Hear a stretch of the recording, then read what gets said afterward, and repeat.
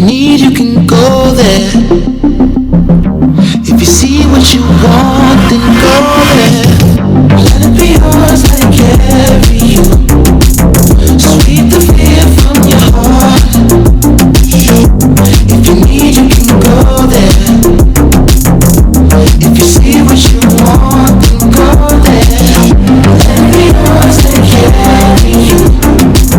Sweep the fear from your heart. If you need, you can go there. If you see what you want, then go there. Let it be yours, let it carry you. Sweep the fear from your heart. If you need, you can go there.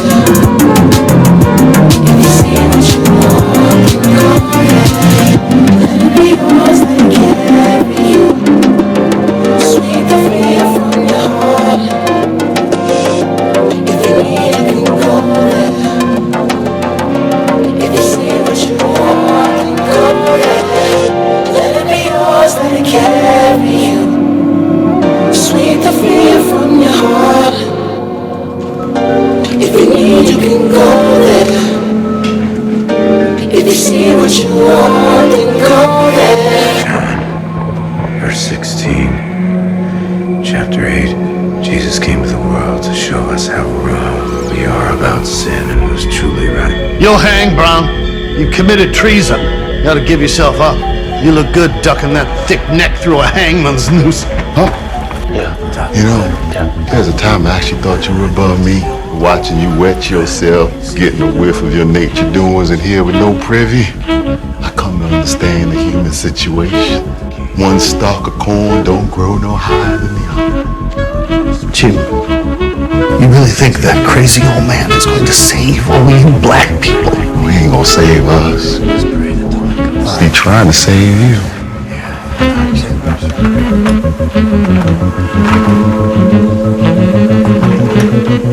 Hey, coach.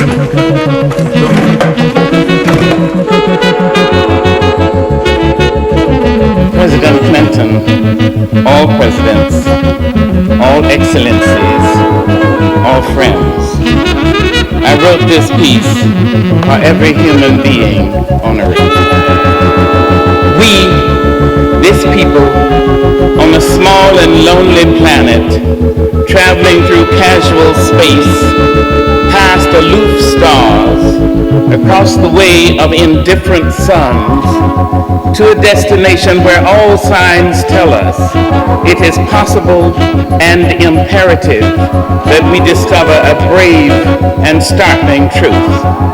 And when we come to it, to the day of peacemaking, when we release our fingers from fists of hostility and allow the pure air to cool our palms, when we come to it, when the curtain falls on the minstrel show of hate and faces sooted with scorn are scrubbed clean, when battlefields and coliseum no longer rake our unique and particular sons and daughters up with the bruised and bloody grass to lie in identical plots in foreign lands, when the rapacious storming of the churches, the screaming racket in the temples have ceased, when the pennants are waving gaily, when the banners of the world tremble stoutly in the good, clean breeze, when we come to it, when we let the rifles fall from our shoulders, and children dress their dolls in flags of truce, when landmines of death have been removed, and the aged may walk into evenings of peace, when the religious ritual is not perfumed by the incense of burning flesh, and childhood dreams are not kicked away by nightmares of abuse. When we come to it, then we will confess that not the pyramids with their stones set in mysterious perfection, not the Garden of Babylon hanging as eternal beauty in our collective memory, not the Grand Canyon kindled into delicious color by western sunset, nor the Danube flowing its blue soul into Europe, not the sacred peak of Mount Fuji stretching to the rising sun, neither Father Amazon nor Mother Mississippi, who without favor nurture all creatures in the depths and on the shore. These are not the only wonders of the world. When we come to it, we, this people, on this minuscule and hitless globe, who reach daily for the bomb, the blade, the dagger, yet who petition in the dark for tokens of peace. We, this people, on this moat of matter, in whose mouths abide cankerous words which challenge our existence.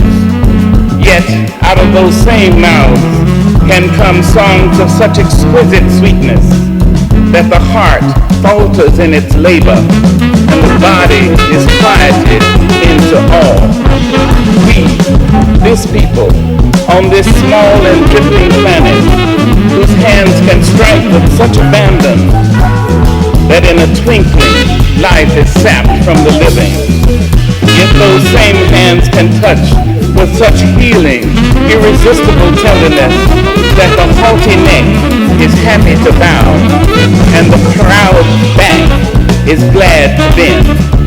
Out of such chaos, of such contradiction, we learn that we are neither devils nor divine. When we come to it, we, this people, on this wayward floating body, created on this earth, of this earth, have the power to fashion for this earth, climate where every man and every woman can live freely, without sanctimonious piety and without crippling fear. When we come to it, we must confess that we are the power. We are the miraculous, the true wonder of this world. That is when, and only when, we come to it. I was wondering about our yesterday and digging through the rubble. And to say the least, somebody went to a hell of a lot of trouble to make sure that when we looked things up, we wouldn't fare too well. And we would come up with totally unreliable pictures of ourselves. But I compiled what few facts I could, such as they are, to see if we could find out a little bit of something. And this is what I got so far. First, white folks discovered Africa. They claimed it fair and square. Cecil Rhodes couldn't have been robbing nobody because hell, there wasn't nobody there. The white folks brought all the civilization because there wasn't none around. How could the folks be civilized when wasn't nobody writing nothing down? And just to prove all of their suspicions, well, didn't take too long. They found out that there were whole tribes of people in plain sight running around with no clothes on. That's right.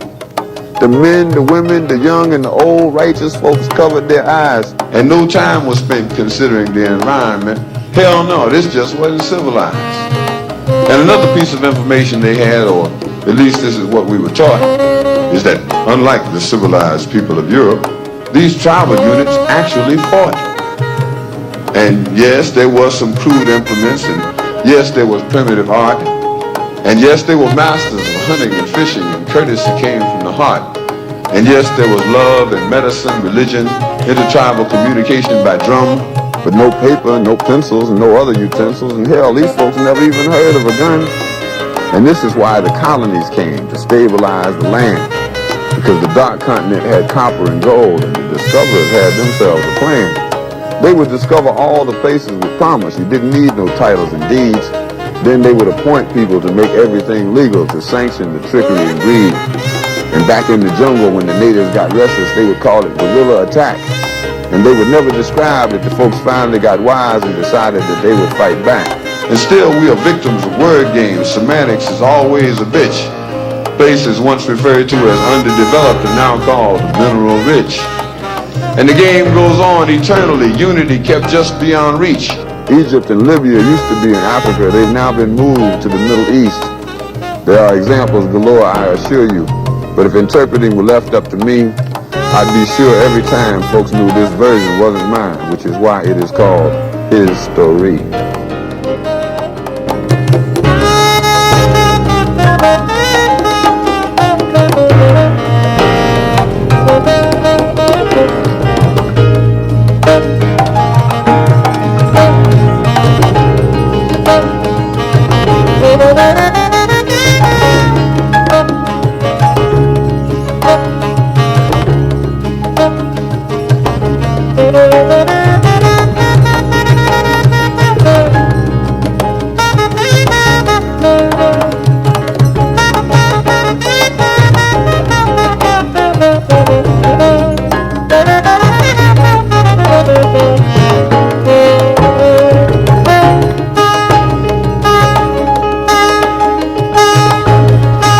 toast to all the people whose lives mirror the stars, whose births and after futures bring light to distant cars.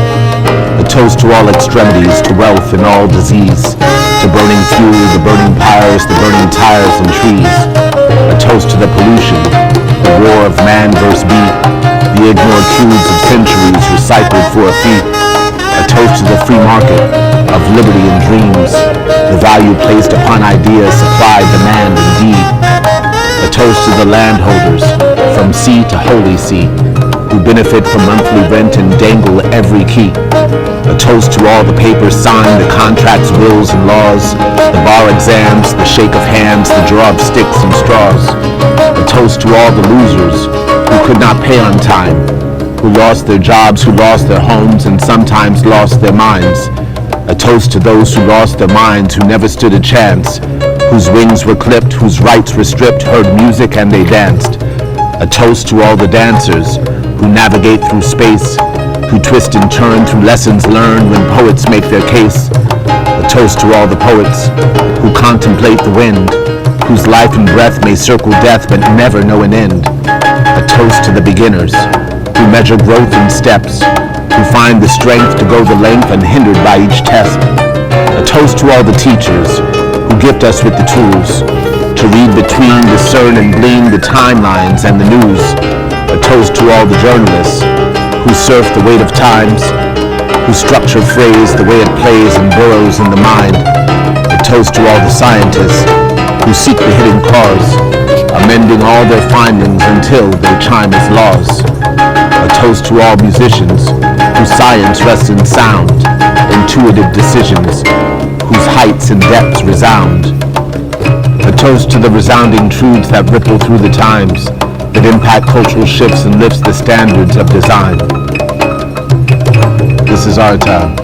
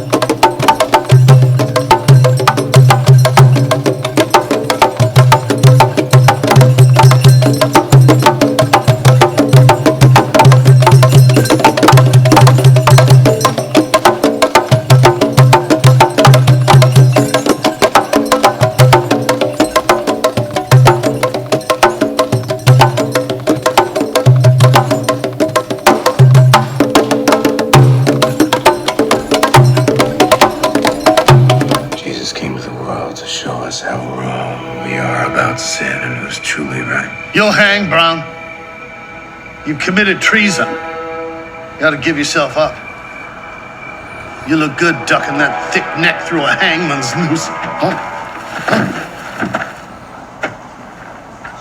Emperor, see the hinges there? Yeah. You know, there's a time I actually thought you were above me. Watching you wet yourself, getting a whiff of your nature doings in here with no privy. I come to understand the human situation. One stalk of corn don't grow no higher than the other. Shim, you really think that crazy old man is going to save all you black people? Well, he ain't gonna save us. He trying to save you.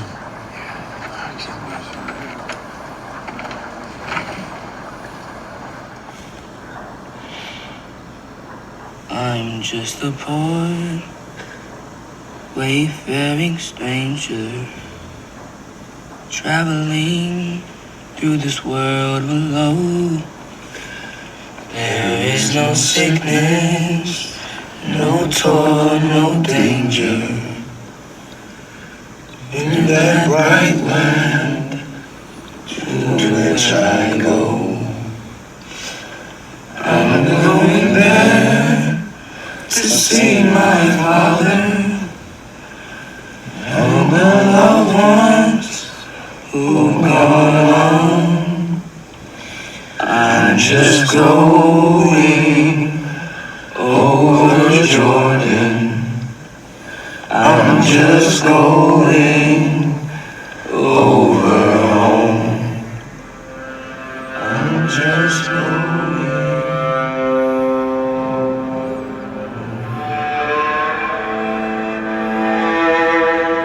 The question is, did John Brown fail?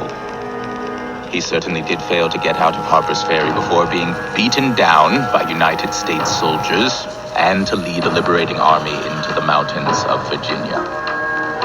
So, did John Brown draw his sword against slavery and thereby lose his life in vain? And to this I answer 10,000 times, no. No man fails or can ever fail who so grandly gives himself and all he has to a righteous cause.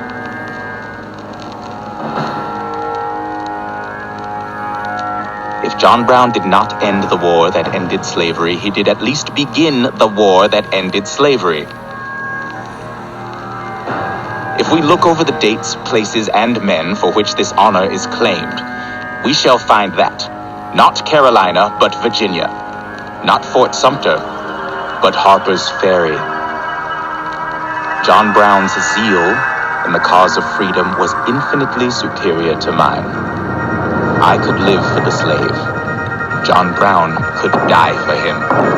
The war being waged in this land is a war for and against slavery. And the Brown Army fired the first shot.